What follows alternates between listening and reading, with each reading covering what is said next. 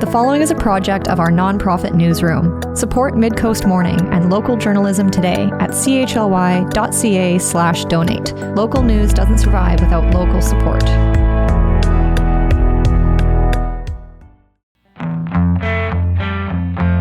Hello and welcome to Midcoast Morning.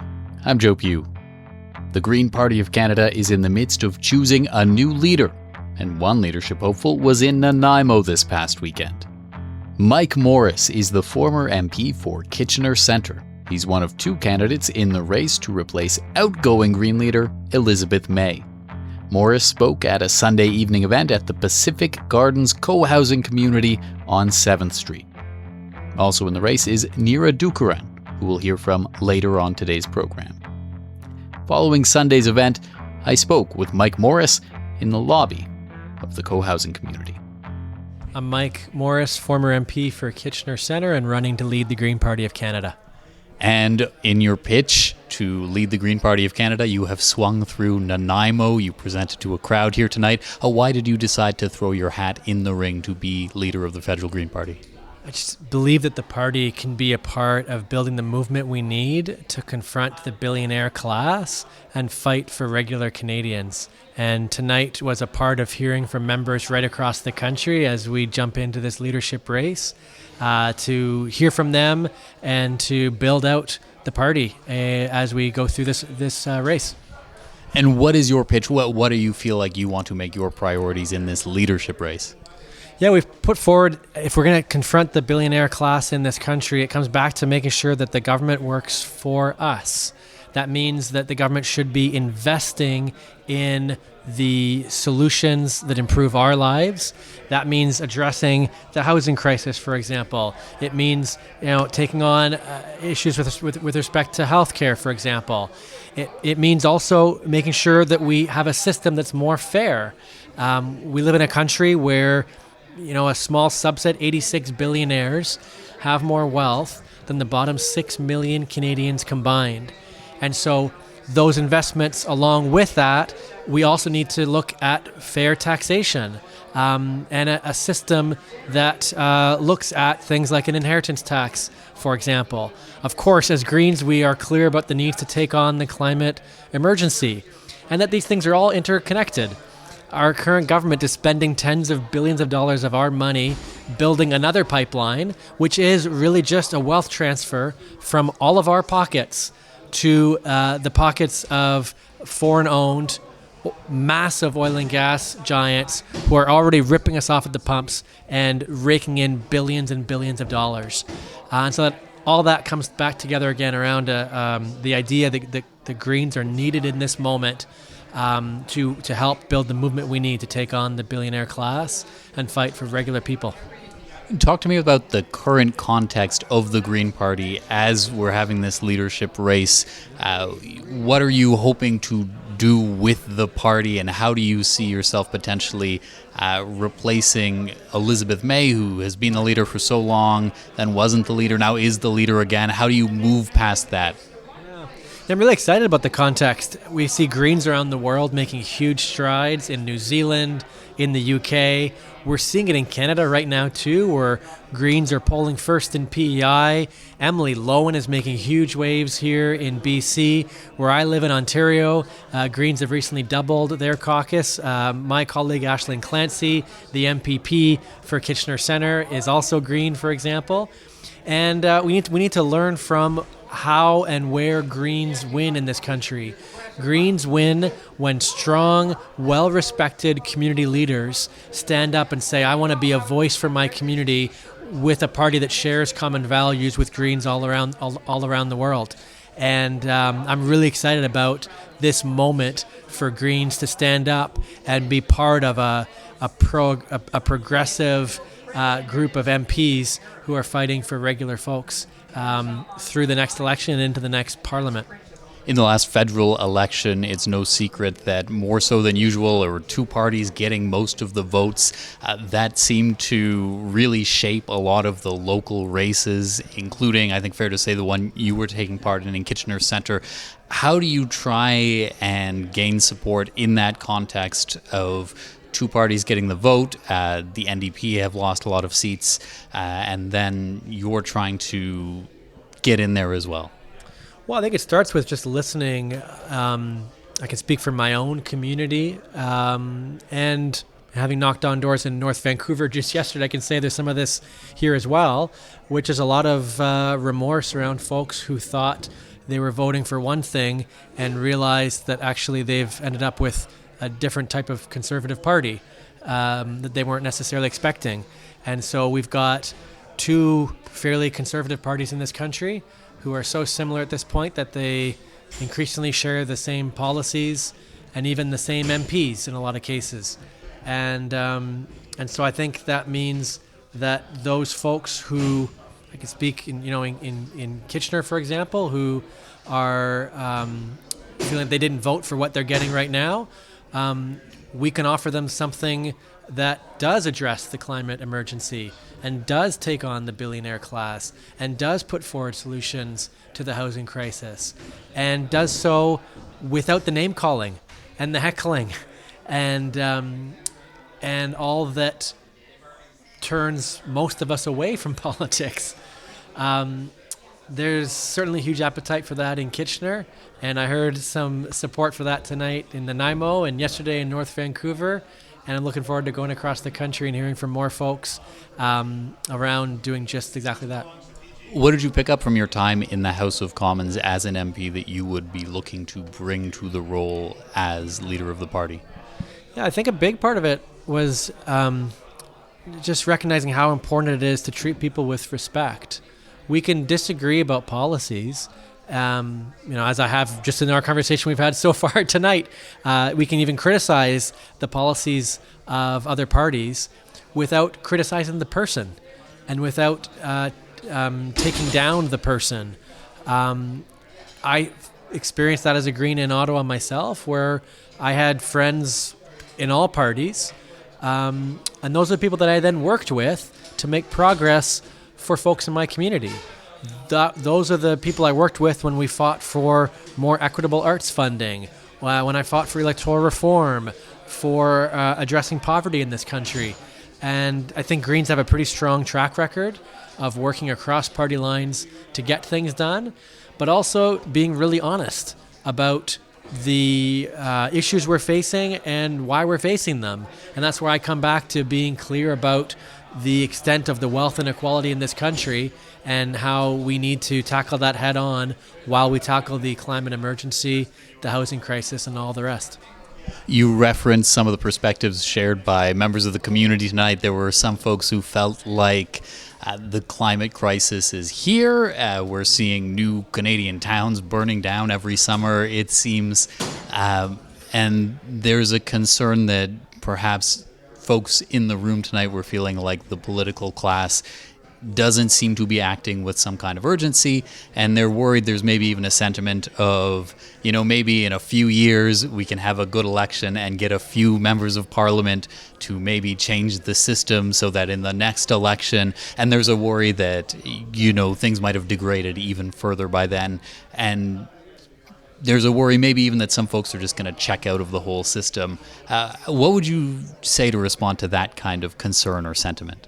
Well, what I said tonight, I'll say again here, which is that the person who raised that question is right. The political class in this country has moved far too slowly. In fact, the Prime Minister this year, while cities burn to the ground in BC, is continuing to commit our money to build more fossil fuel infrastructure, which will transport fossil fuels to get burned to worsen the crisis that we're in the midst of. And so I understand that anger. I'm also really proud to be part of a party that has a really strong track record about being honest about the science and offering solutions along with it. Because we could be ending the tens and billions in subsidies to those fossil fuel giants.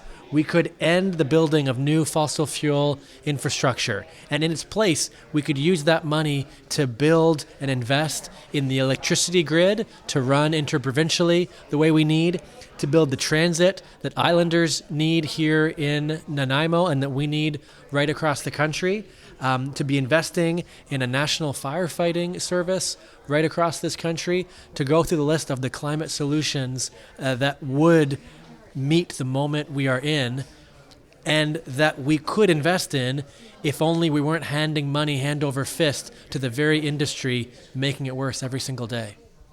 To stay in the race and be on the ballot, you have to sign up a certain number of members, 200 members by the end of September, including at least 50 youth members.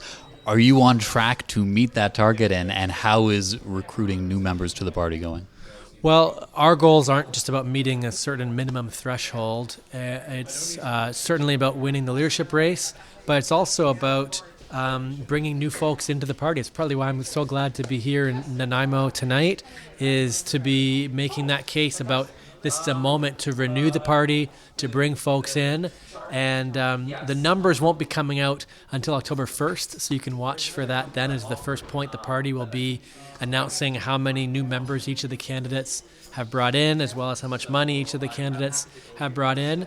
But we've set our sights pretty high in terms of this being a really important moment to bring in thousands of new members to join the party, to have a voice in this leadership race, and to help set direction for the party going forward as well. You're one of two candidates in the race.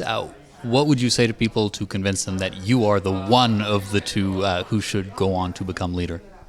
Well, I think we actually have two really great candidates, and I have a lot of respect for Nira Dookeran, the other candidate running in this race. In terms of a pitch, the pitch is exactly what we've put forward in this conversation and have put forward in this campaign, which is just sharing with Greens the vision we have for where this party can go and how we can help make Canadians' lives better. And that is, to me, about getting a mandate from members around not only the policies we've talked about, but also the governance of the party, in order to be a vehicle to bring the voices of progressive Canadians to our parliament and to get real wins and results, the way Elizabeth has, the way Greens across the country have, the way I did as an MP in my time in parliament, and the way we know that Greens always have an outsized voice speaking up for their constituents. And all of that, of course, is online. It's that folks can find it at mikeforleader.ca in English and mikepourchef.ca en français. You mentioned tonight that if you were to wake up tomorrow and your party had the balance of power in the House of Commons, the most important thing for you to get done with that would be to move towards proportional representation. Could you talk to me about that?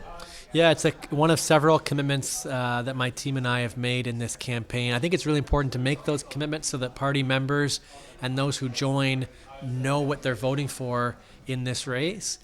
And one of those commitments is, in fact, to make clear that when the Greens next have the balance of power in Parliament, there will be no question from media about what is it that is most important. I'm making really clear that if folks support me to lead the party, the commitment I'm making is that we will be demanding proportional representation when we next have the balance of power. Whoever is in government at that time, that is what will be required to secure our support.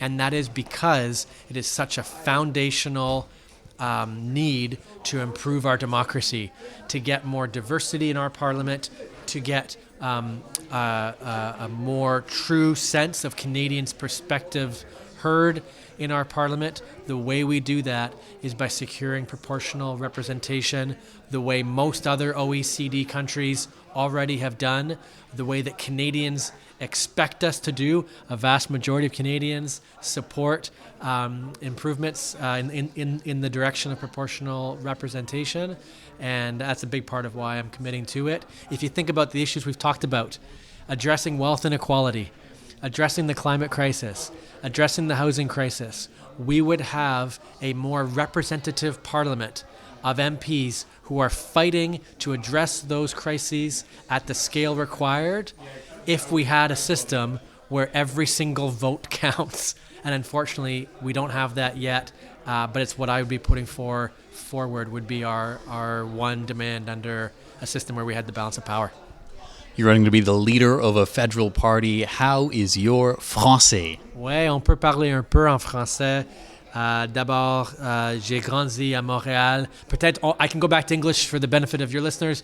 What I was just sharing in French is that I grew up in Montreal my first 12 years. I am an Anglophone, but it's something that's really meant a lot to me. I learned as a kid about how important, it's not only how important the French language is as a minority language, but about how culture is connected to language.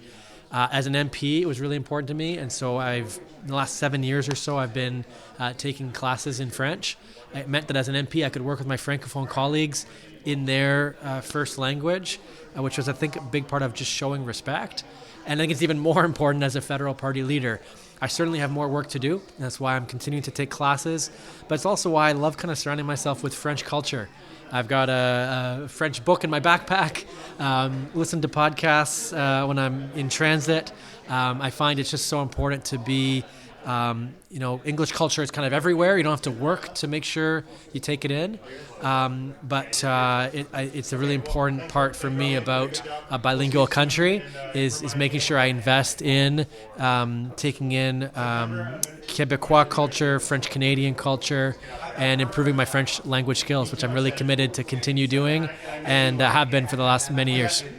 As you're looking to lead a federal party, I feel like it would be remiss not to ask you about the current geopolitical tensions, what we've seen go on heading into this past weekend between the United States and Canada on trade. How do you view that situation, and what would your approach to that situation be as a leader of a federal party, particularly if there are folks who would be, maybe concerned about voting for a party that hasn't had a track record of having a lot of MPs in the House of Commons in a context of uncertainty? Yeah, I think it starts with just directly answering your question. Of course, Canadians deserve a fair deal, and it was clear that wasn't on offer. And while there's much I disagree with our Prime Minister on, when it comes to the decision on Friday to step away from these last-minute written in pencil, as the Prime Minister had shared, I'm actually glad that he made the decision he did, and I think we should recognize when that's the case. I think we should be united as a country. I'm glad that Elizabeth, as our current leader, has shared similar sentiments in recent days. And I have no illusion, if elected leader, Greens are not going to be governing after the next election. And so what folks can expect is from a Green MP would be someone who is working constructively, providing solutions that come from their values, from a shared mandate, and also from their community. But that means also recognizing when we agree with other parties. And certainly over the last few days, the decision of the Prime Minister to step away from these threats and all the rest, I think is a really good one. We've also been really clear, though, to call for ensuring that on these dollar-for-dollar retaliatory tariffs, that money goes back to the people who are going to be adversely affected the most. And I haven't heard those specifics yet.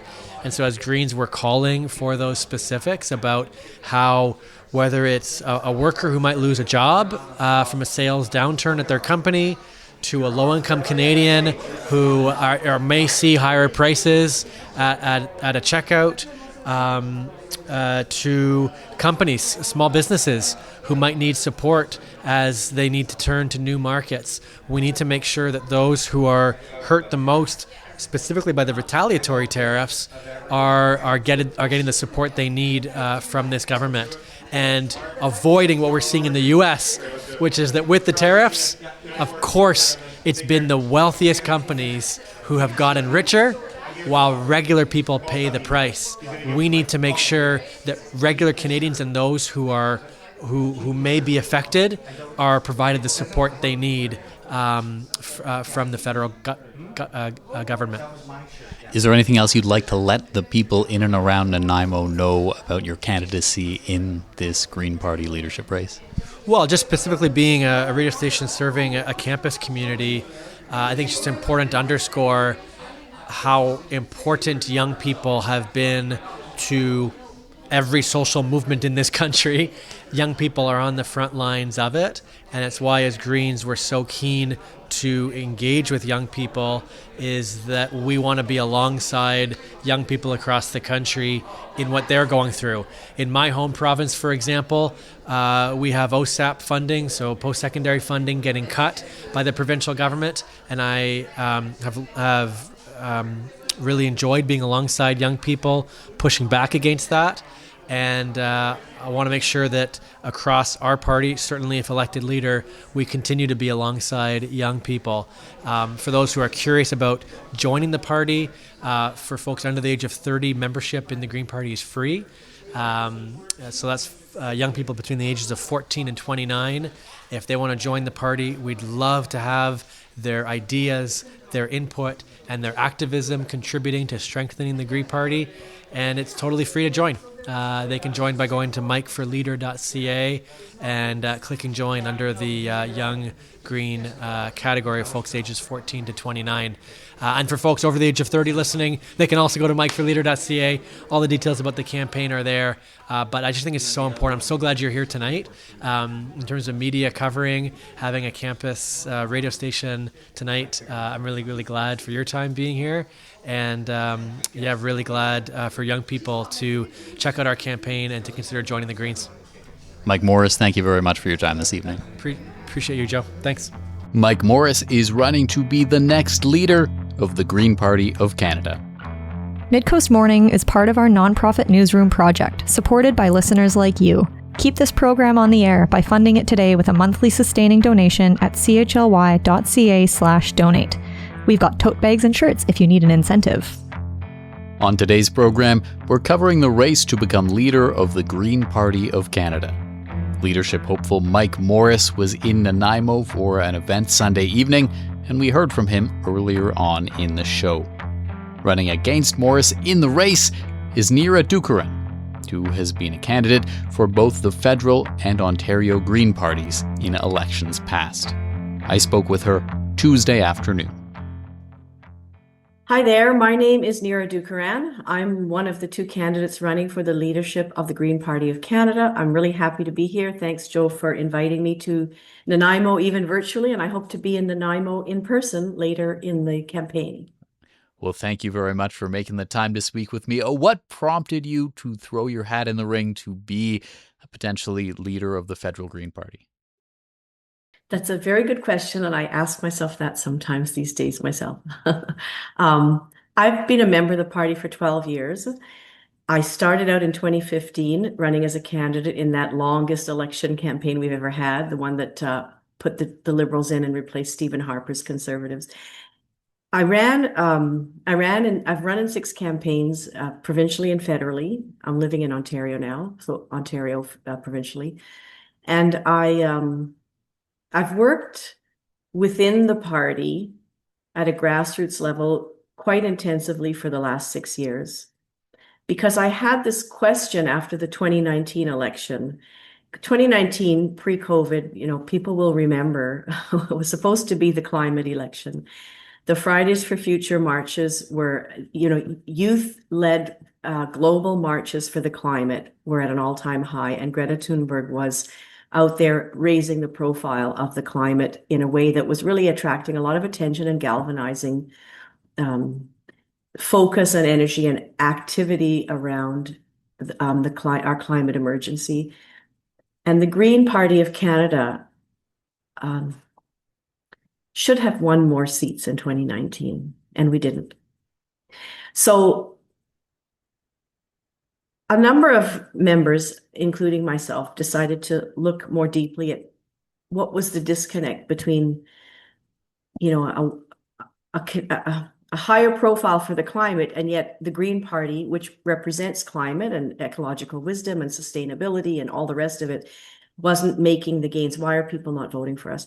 And so I've spent the last 6 years looking at that and working across the country with grassroots organizations, trying to help build from the inside what I think and what many of us think we need to be able to make those gains in the wider Canadian public, our profile and our electability, because we should be with every year that passes and with every flood and every wildfire and every tornado and every hurricane, we should be attracting Canadians to vote for us so that we can help be a stronger voice with more seats than just one or two in the House of Commons, and we're not doing that.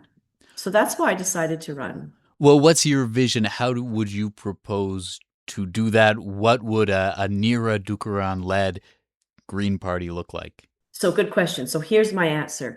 When the Green Party is founded, global greens across the globe are founded on 6 core principles: sustainability, ecological wisdom, participatory democracy, nonviolence, respect for diversity, and I always forget the last one because there are 6.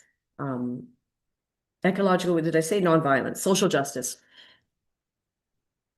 We subscribe to all 6 of those core values, and everything we do, our policy, our internal governance, our decision-making, our platforms, everything should be grounded in those core principles. And we've strayed from some of those. And one of them we strayed from, I think one of the reasons that we're not making the gains that we could make and should make is that we've strayed from participatory democracy. We're a small party in relation to the other 3. We're a powerful, potentially very powerful party, but we're founded, and one of our slogans is that Greens do politics differently. If we try and do politics like the other 3 parties who have, historical kind of legacy base and more resources and backing of, much different kind of donor base than we have ours, we can't compete. We have to do politics differently. And what I think is that we're doing politics increasingly more like the other parties, as though we could win on their turf, and we can't. And our power really is in our people across the country. And so we need to empower local members and local EDAs, electoral district associations, and we need to support them so they can do the work on the ground, building capacity, building the connections in their communities, connecting up with local community associations, NGOs, all the stuff that happens on the ground to build ground strength. We need to put a lot more emphasis back on that. And the central party and the headquarters needs to really be coordinating and supporting that. We can't go in between elections and every 4 years or every 3 years, sort of hit, rev up from 0 to 100. We can't do that. This party can't. We have to be building in between, and we have to empower the grassroots in order to do that. And I don't think we do that as well as we could. Well, what's your vision of how to improve the political fortunes of the Green Party, specifically in the context of the recent leadership? So Elizabeth May had been the leader for such a long time. Then there was the Annamie Paul tenure, and then Elizabeth May came back.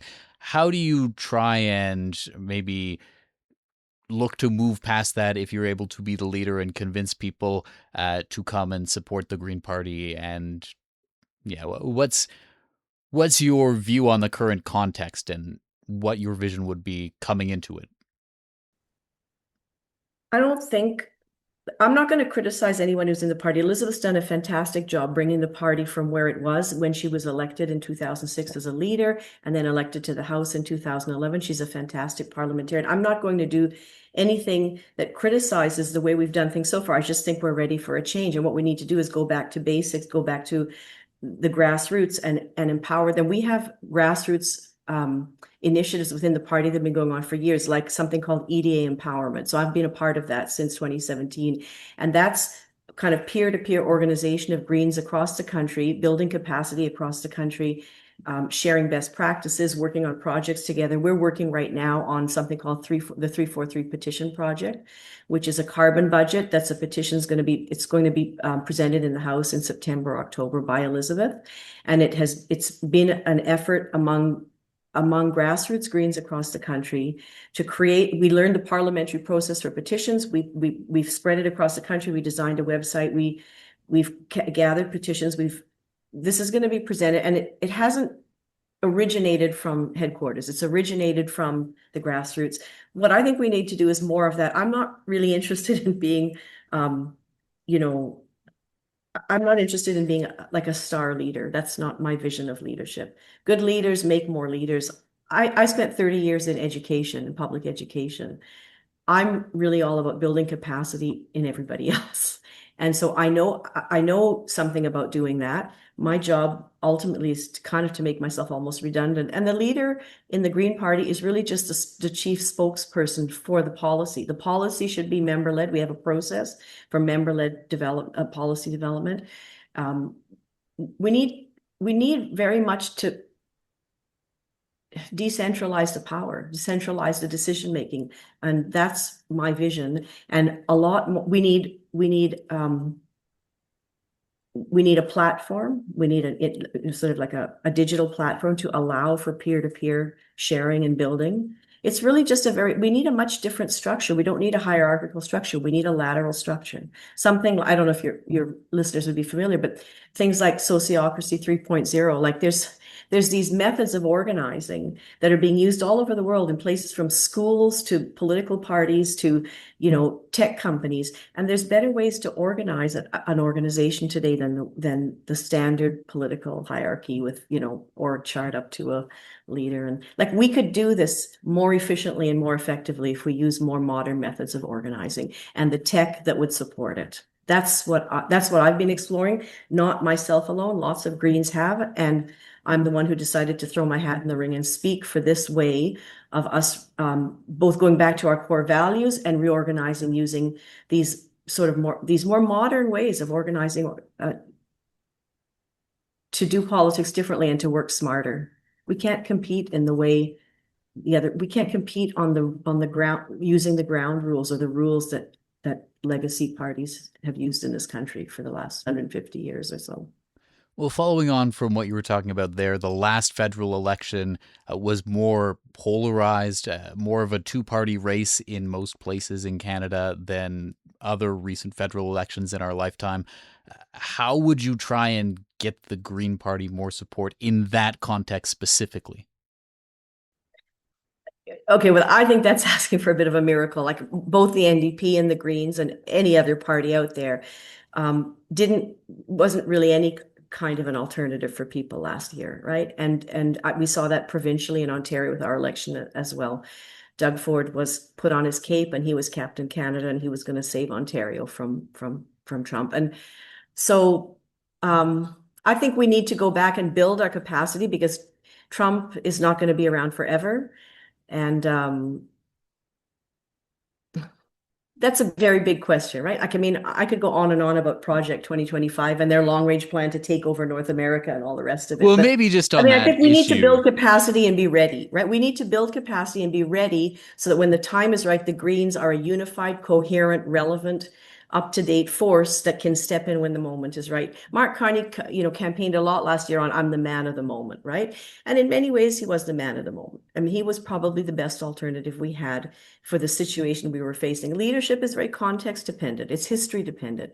And when the moment comes, when Canadians realize we need to actually have a stronger voice for the environment and that the environment does not need to be, it's very disappointing that Mark Carney has, after writing values and making the kinds of promises he made and intimations, suggestions that he made, that he's really selling out the environment for economic development now in a way that is very regressive, really, for many of us. And so there will come a time when Canadians are ready, and we need to share that message.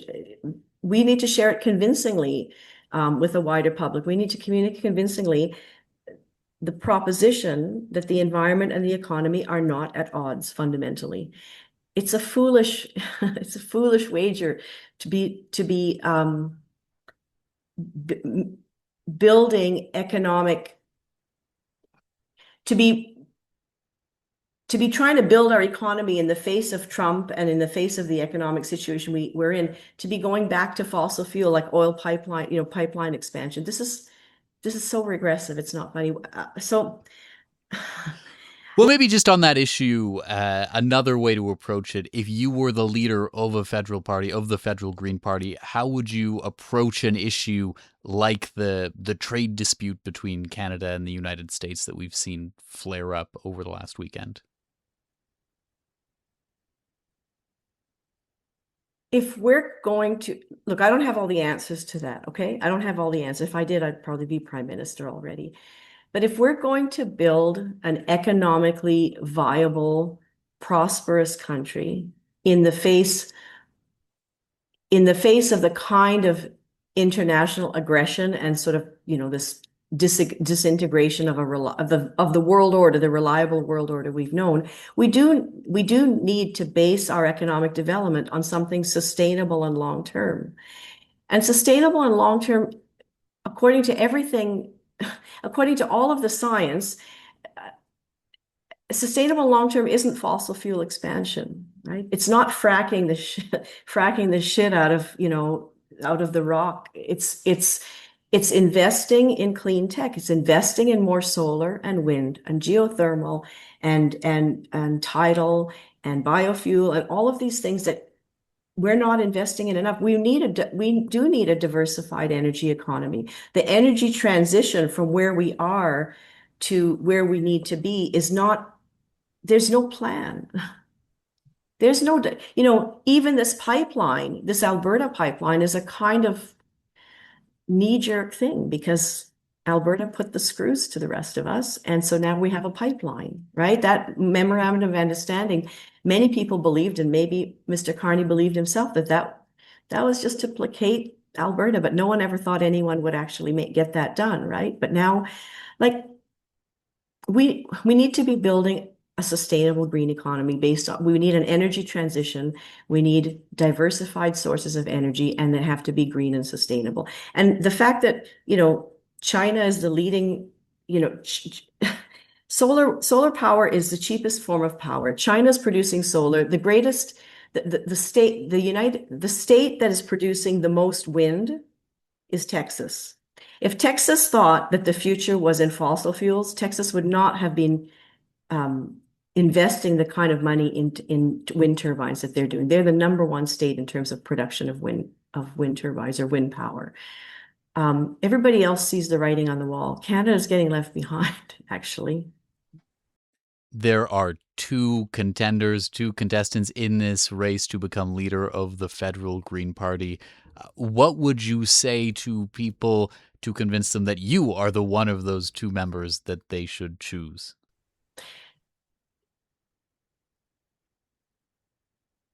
Our party is not going to move ahead. We're not going to magically start getting electable if we continue doing what we've been doing for the last 12 years, and especially the last 6.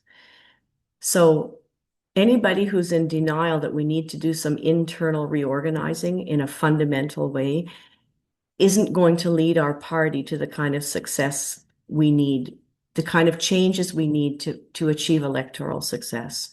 And every time in the last 4 years, we kept hearing and saying, this is the election for the Greens. This is going to be the breakthrough election for the Greens.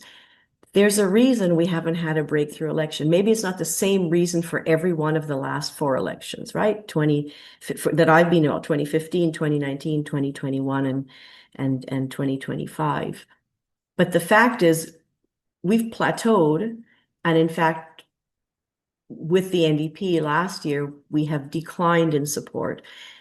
The definition of his insanity is doing the same thing and expecting a different result. We're not going to get any different result out there unless we make some of the changes internally that we need to go back to our core values, go back to participatory democracy, go back to a decentralized way of organizing that re-engages, re-inspires, re-mobilizes, and re-energizes and builds capacity among the grassroots of this party. We're not going to change anything if we don't start on the inside and reorganize on the inside. That's what I propose. I don't hear my opponent proposing that. You're running to be the leader of a federal party. How are you en français? Je peux me débrouiller en français et j'ai passé, I might make some mistakes, but j'ai passé les examens les examens oraux et l'examen pour la compréhension. Et je continue mon pratique et j'améliore et je suis en train d'être tout à fait bilingue en, en le futur, au futur. J'ai fait des études en français pendant 9 ans à l'école secondaire et à l'université, mais il y a des années que j'ai utilisé mon français. Alors, c'est comme avec une bicyclette, I have to practice. It'll come back.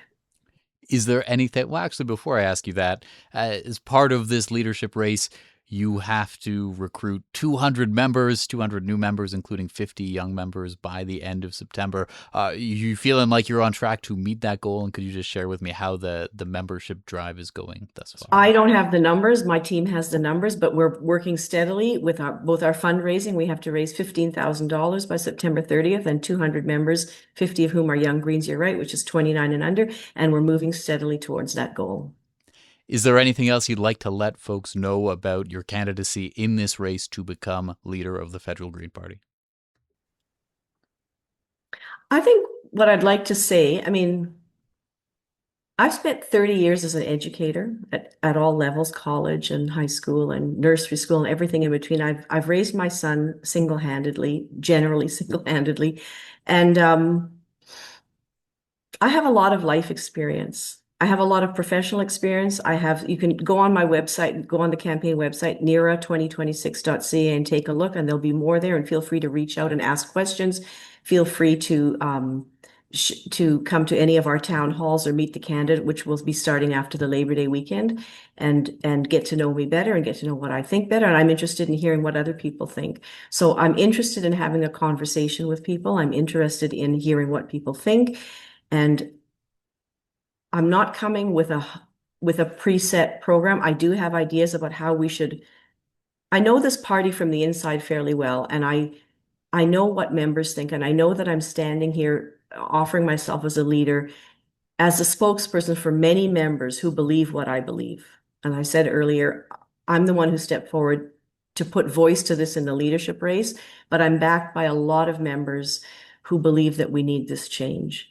And so I'm really happy to engage in discussion with members across the country and with new members, new people who want to find out what we're all about, and go back to the basics of our core principles. The Green Party of Canada, like all Green parties across the globe, is a very inspiring party. It's the only one of our four major parties that is a global party. We have a global Greens charter. We meet yearly in a global Greens conference. We're actually quite different from the other three parties.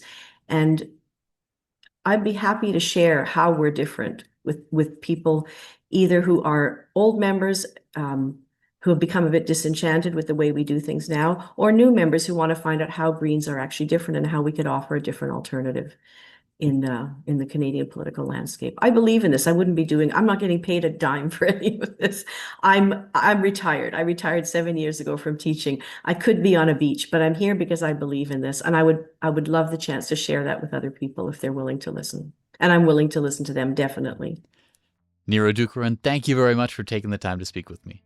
Thank you very much, Joe. And we hope to see you later on in September in person in Nanaimo.